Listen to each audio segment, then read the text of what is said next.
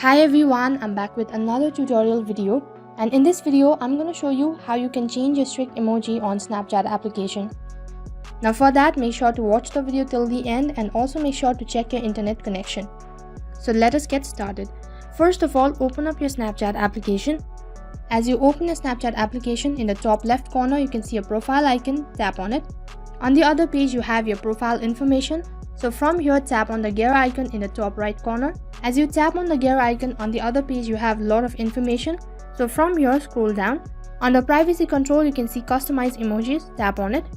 Right over here you can see that you have multiple options, so you can select any emoji that you like. As soon as you tap on it or as soon as you select it, all you have to do is tap on the arrow icon which is right on top in the upper left corner. Over here you can see that the strict emoji has been changed and the emoji will be changed within 24 hours. So that is how you can change your strict emoji on Snapchat application. That is all for this video. In case if the video was helpful, then make sure to like, share, subscribe and also hit the bell icon so that you never miss an update. Thank you for watching.